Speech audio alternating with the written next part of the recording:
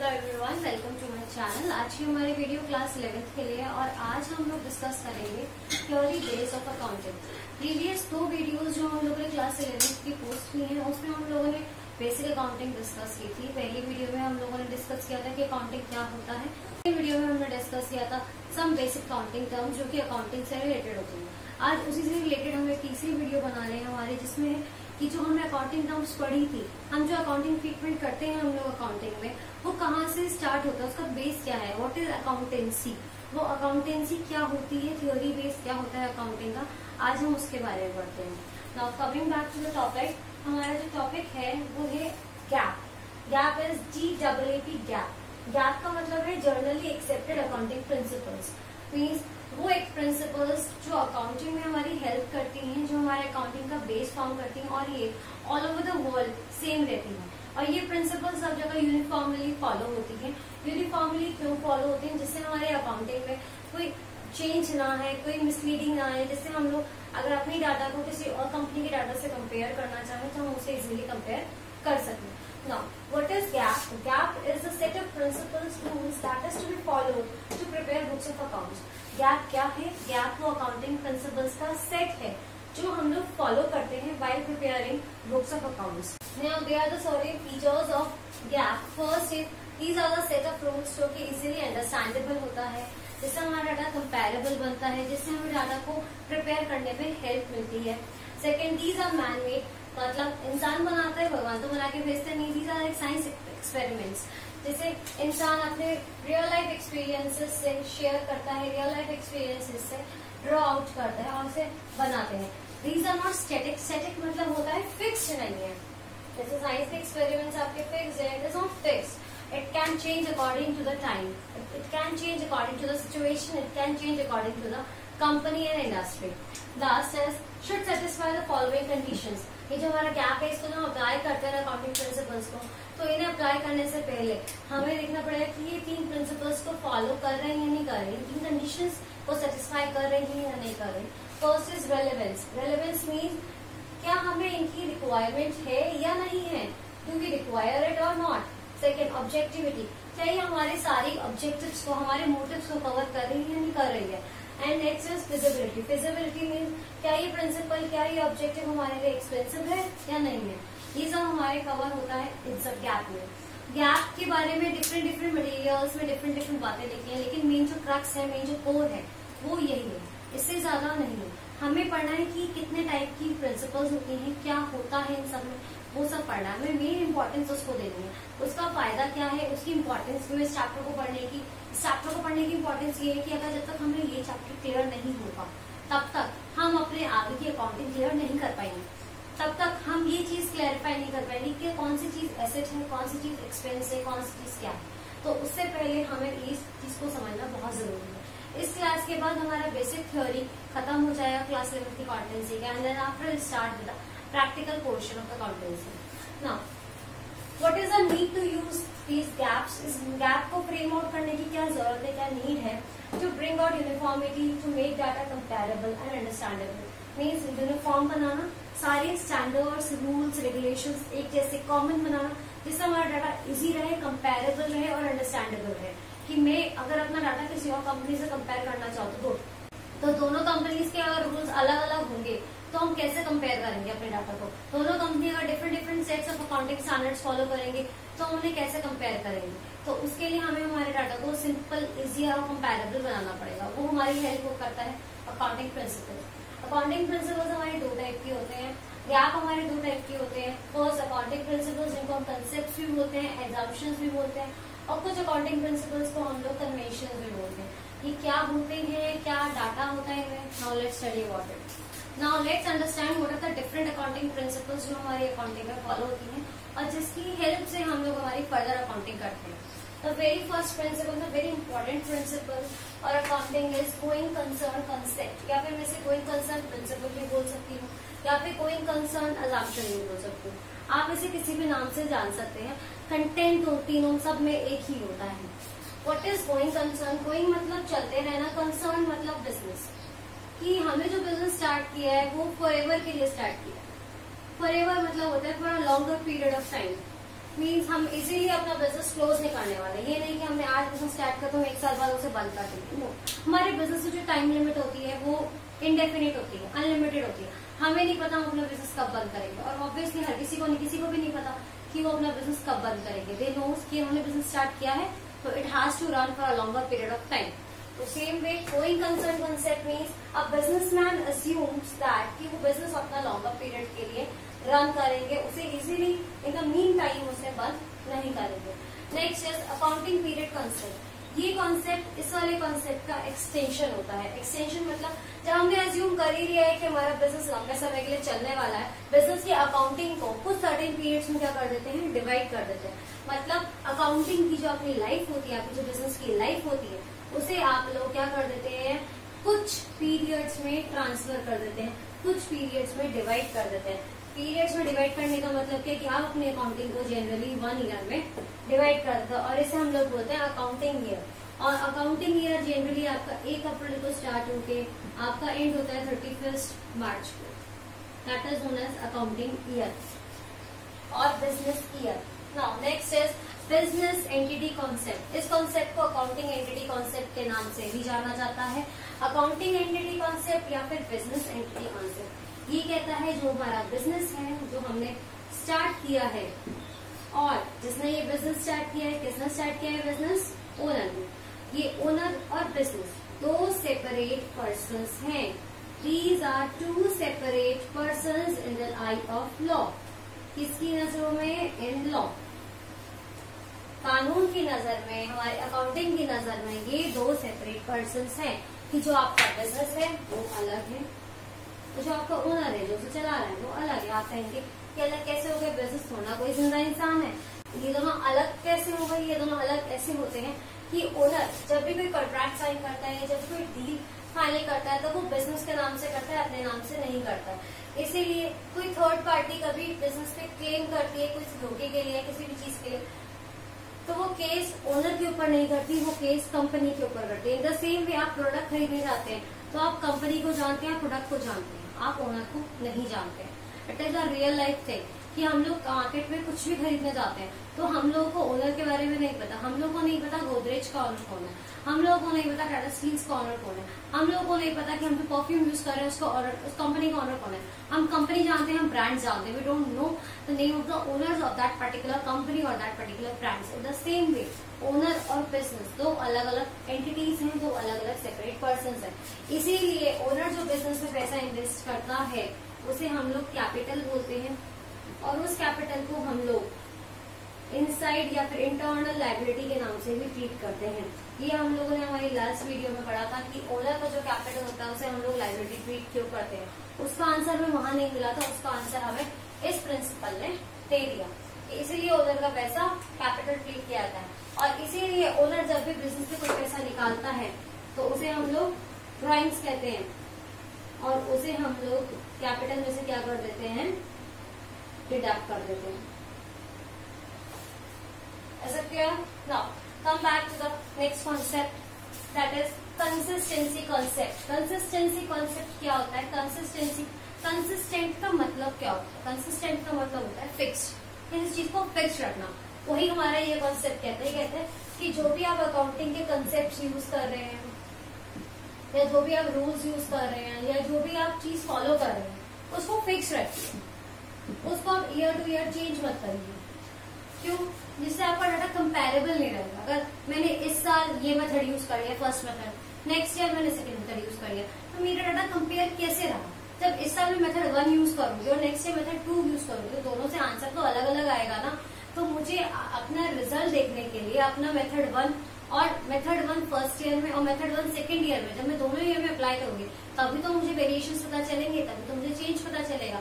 इसीलिए मुझे अपना मेथड, जो भी हम लोग अकाउंटिंग में रूल्स से अपने रेगुलेशंस, मेथड्स फॉलो करते हैं, उन्हें चेंज नहीं करना चाहिए, उन्हें फिक्स रखना चाहिए। Next concept is accrual concept. Accrual का मतलब क्या होता है? अक्रूवल का मतलब होता है क्रेडिट। इट सेज कि जो भी आइटम्स हम लोग अपने बुक्स ऑफ अकाउंट्स में रिकॉर्ड करते हैं, whatever transactions we record in the books of accounts, वो आपकी कैश के साथ साथ क्रेडिट की भी होनी चाहिए। दैट मीन्स कि जिन लोगों ने मुझे एंड में पैसा दे दिया ईयर एंड तक, सिर्फ मैं उनको रिकॉर्ड नहीं करूंगी, मैं उनके साथ साथ उन ट्रांजेक्शन्स को भी रिकॉर्ड करूंगी जिन्होंने मुझे पैसा नहीं दिया, जो मेरी उधारी चल रही है, क्योंकि मैंने उनको भी तो सामान बेचा है या मैंने उनसे भी तो सामान खरीदा है, वही तो वो भी है ना ट्रांजेक्शन। बिजनेस के प्रॉफिट को तो वो भी इफेक्ट करती है चीजें। इसीलिए अक्रूवल कंसेप्ट कहता है कि हमें हमारे बिजनेस में सिर्फ कैश ट्रांजेक्शन नहीं, क्रेडिट ट्रांजेक्शन भी इंक्लूड करनी चाहिए। तो अक्रूवल कॉन्सेप्ट ही हम हमारी अकाउंटिंग में फॉलो करते हैं।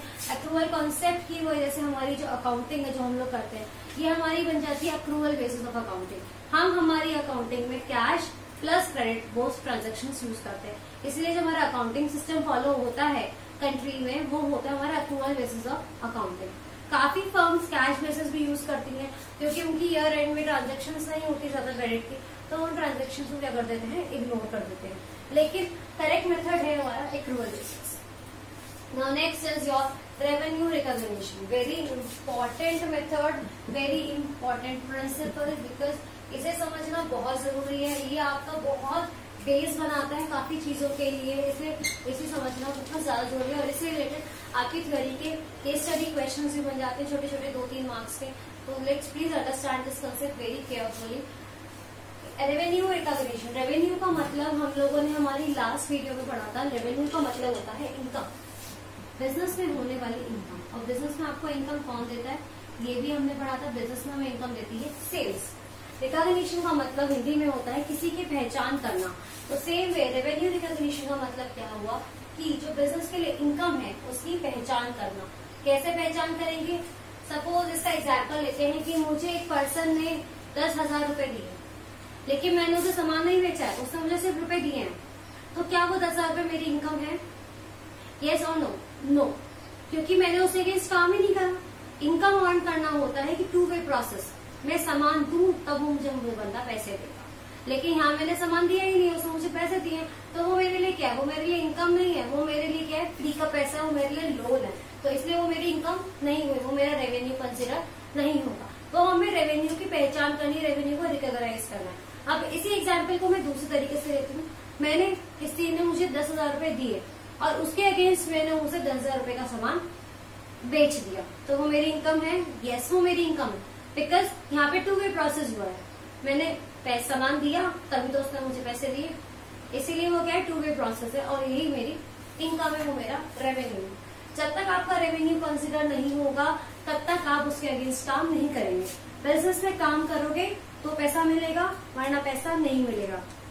वेरी इंपॉर्टेंट थिंग हमेशा याद रखना, फ्री का पैसा या फिर जिस पैसे के अगेंस्ट आपने काम नहीं करा है, that money can not be considered as your income और रेवेन्यू। वो हमेशा आपका एडवांस या फिर लोन की तरह ट्रीट होगा। So please keep that thing very clear in your mind, because ये हमें हेल्प करेगी जब हम फर्दर में प्रैक्टिकल क्वेश्चंस करेंगे। Now next is your timeliness concept. Timeliness का मतलब क्या होता है, to complete the task in the given time. आप अपने काम को कंप्लीट करें गिवन टाइम पे। गिवन टाइम मीन्स आपको बोला जाता है कि आपको आपकी बुक्स क्लोज होंगी 31 मार्च को, तो तब तक आपको आपकी 31 मार्च तक की सारी एंट्रीज को आपको रिकॉर्ड करके रखना है, जिससे आप 1 अप्रैल को अपनी बुक्स क्लोज कर सके। आप 31 मार्च को इनकेस कभी कभी क्या होता है, कुछ ट्रांजेक्शन एंड टाइम पे आती है, हम अपने बुक्स क्लोज नहीं कर पाते, तो हमें गवर्नमेंट टाइम देती है 1-2 दिन का कि चलिए 1-2 दिन आप ले लीजिए और अपनी बुक्स को क्लोज कर दीजिए और नेक्स्ट ईयर के लिए प्रिपेयर हो जाइए। तो टाइमलीनेस कॉन्सेप्ट क्या कहता है कि गवर्नमेंट ने आपको टाइम दिया है, आपको टाइम मिला है, तो complete your task with in a given time. ये नहीं कि चलिए कर लेंगे कर लेंगे कर लेंगे, तो काम को बढ़ाना नहीं, काम को तुरंत फिनिश करना है। Timeless concept is to complete the task और complete the work with a given period of time, जिससे आपका काम बढ़े नहीं, आपका काम लेट नहीं। Now coming to the next concept which is verification objective concept, या फिर इसका एक और नाम होता है ऑब्जेक्टिविटी कॉन्सेप्ट या फिर वेरीफाइएबल ऑब्जेक्ट कॉन्सेप्ट। नाम सेम है, मीनिंग भी सेम है। इसका मतलब है वेरिफिकेशन, मतलब जो भी आप लोग अकाउंट्स में कोई भी एंट्री रिकॉर्ड करते हैं, कोई भी ट्रांजेक्शन रिकॉर्ड करते हैं, उसके अगेंस्ट आपके पास प्रूफ अवेलेबल होना चाहिए। हम लोगों ने पढ़ा था कि हमारी अकाउंटिंग के कुछ सोर्स डॉक्यूमेंट्स होते हैं, जो भी हम लोग ट्रांजेक्शन रिकॉर्ड करते होंगे हमारे पास सब सोर्स डॉक्यूमेंट्स होते हैं। वो सब सोर्स डॉक्यूमेंट्स क्या होते हैं, वो प्रूफ होते हैं हमारी अकाउंटिंग डाटा के, हमारी एंट्रीज के। द सेम वे अकाउंटिंग में ट्रांजेक्शन जब रिकॉर्ड होती है तो उसके साथ उसके प्रूफ भी हमारे पास अवेलेबल होने चाहिए, जिससे हमारे डाटा कभी भी चेक हो तो हमारे पास उसके प्रूफ क्या हो, अवेलेबल हो। दैट इज हमारी हर ट्रांजेक्शन वेरीफाइएबल हो, ऑब्जेक्टिव हो, करेक्ट हो, कुछ भी बोगस, फेक, वेक नहीं होना चाहिए। Nothing should be fake, everything should be correct, true and fair. Now matching concept. Matching concept आपका बहुत इंपॉर्टेंट कॉन्सेप्ट है आपके अकाउंटिंग पॉइंट ऑफ व्यू से। क्या कहता है कि जिस ईयर के एक्सपेंसेस हैं उसी ईयर की इनकम होनी चाहिए और वो दोनों चीजें उसी ईयर रिकॉर्ड होनी चाहिए। सपोज मैं 2018 की काउंटिंग कर रही हूँ और मैं 2018 के एक्सपेंसेस जितने भी हैं अगर मैंने वो पहले पे कर रखे हैं एडवांस में तो मैं उन्हें अभी रिकॉर्ड करूंगी कि मैंने अभी प्रीवियसली पहले पे कर दिए थे। तो उन्हें मैं किस नाम से रिकॉर्ड करूंगी? उन्हें मैं रिकॉर्ड करूंगी प्रीपेड एक्सपेंसेस के नाम से। जैसे हमारा मोबाइल का रिचार्ज होता है ना, पहले हम लोग रिचार्ज कराते हैं फिर हम लोग उस रिचार्ज को यूज करते हैं, दैट इज कॉल्ड प्रीपेड। और एक होता है पोस्ट पेड, पहले हम लोग खर्चा कर देते हैं, पहले हम लोग यूज कर लेते हैं फोन को, उसके बाद हम लोग उसकी पेमेंट करते हैं, दैट इज पोस्ट पेड। वैसे हमारे खर्चे होते हैं अकाउंटिंग में भी प्रीपेड कि पहले आप पैसे पे कर दो उसके बाद आप खर्चे करो। इसका एग्जाम्पल होता है आपका इंश्योरेंस प्रीमियम। और पोस्ट पेड कि पहले आप रेंट के लिए पहले आप यूज कर लो प्रॉपर्टी को, उसके बाद उसका रेंट पे करते हो जाके, दैट इज पोस्ट पेड। और उसे हम लोग टर्म यूज करते हैं हमारी अकाउंटिंग में आउटस्टैंडिंग। तो मैचिंग कंसेप्ट से हमारी दो टर्म बन जाती है अकाउंटिंग में, prepaid and second is outstanding. इन दोनों टर्म्स की अपनी बहुत इम्पोर्टेंस है। क्या इम्पोर्टेंस है ये हमें आगे अपने प्रैक्टिकल क्वेश्चन से पता चलेगा।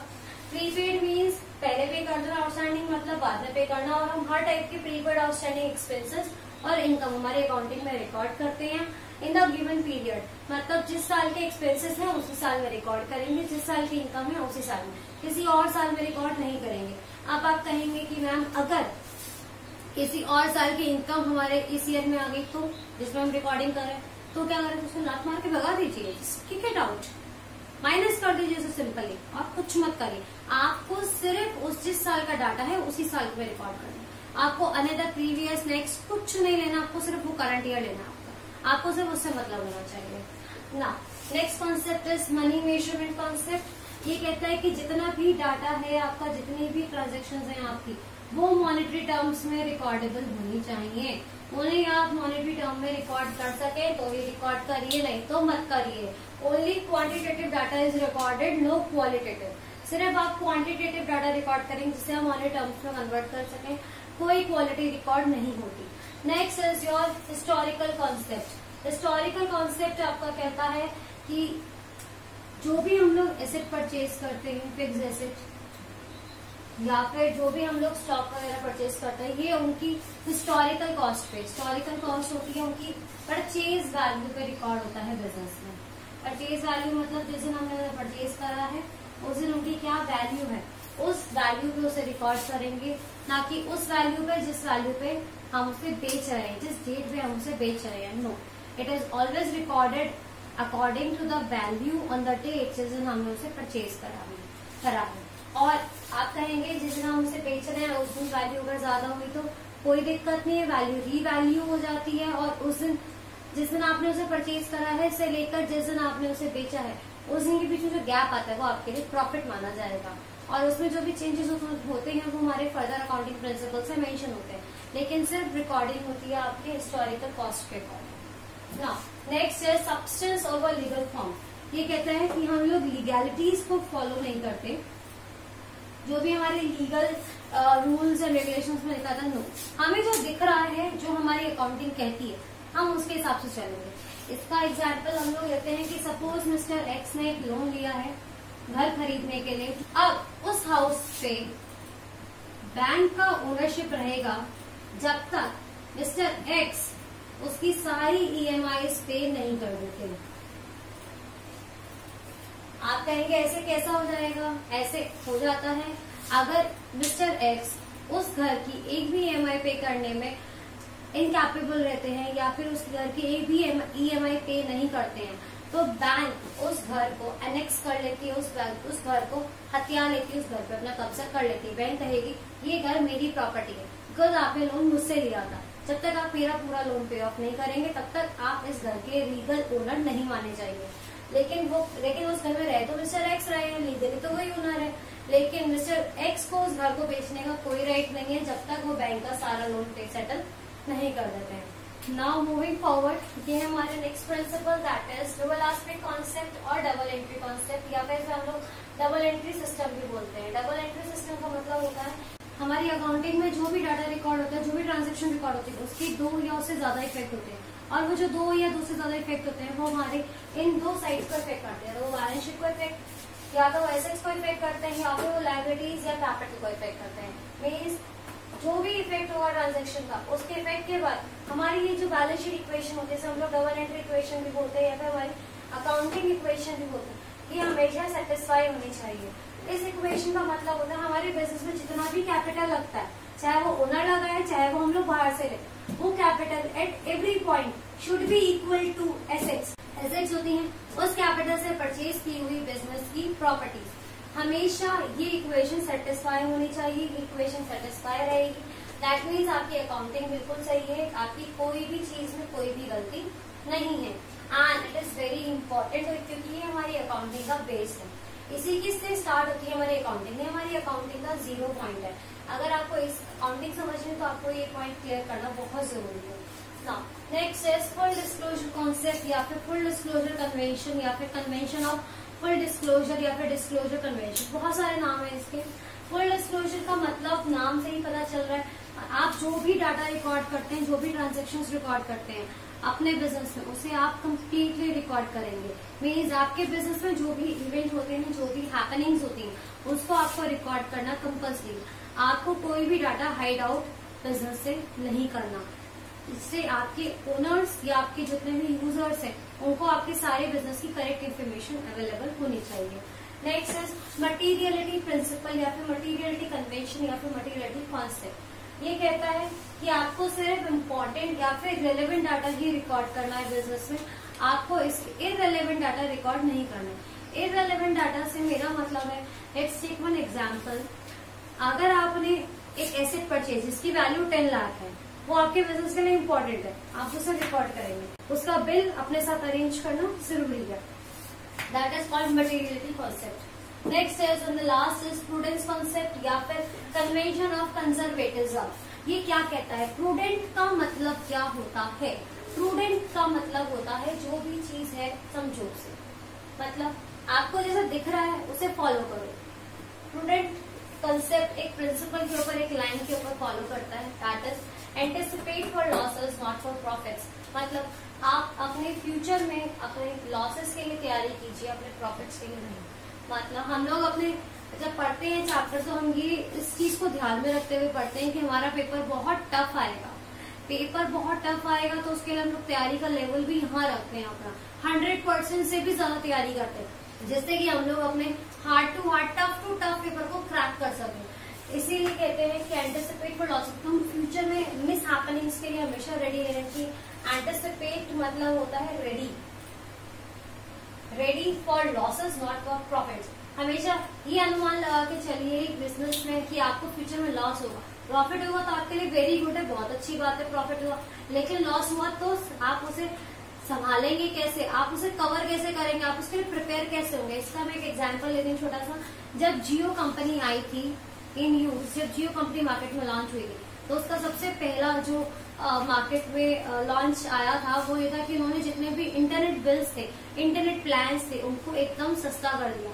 जो इंटरनेट प्लान्स 500 को 1 GB को 1 मंथ मिलता था, अब वो 501 GB पर डे दे रहा था। तो उसने जितने भी इंटरनेट प्लान्स थे उनको क्या कर दिया था, पूरी इंटरनेट इंडस्ट्री को, पूरी टेलीकम्युनिकेशन इंडस्ट्री को अपसाइड डाउन कर दिया था। तो इसके लिए हमारी टेलीकम्युनिकेशन इंडस्ट्रीज क्या रेडी थी?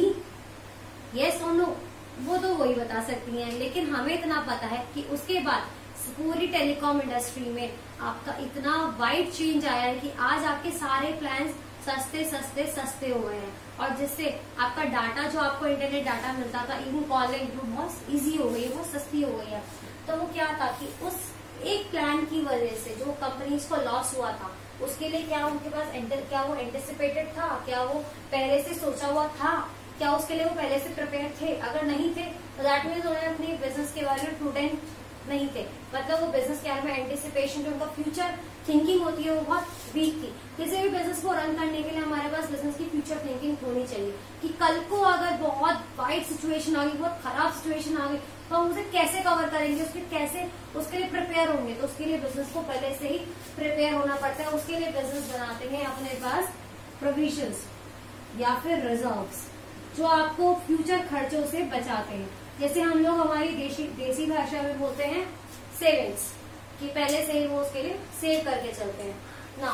ये हमारे कुछ कंसेप्ट, कुछ प्रिंसिपल्स, कुछ अजम्पशंस थे और कुछ कन्वेंशंस थे।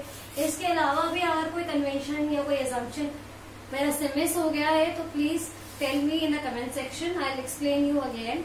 Till then take care, thank you.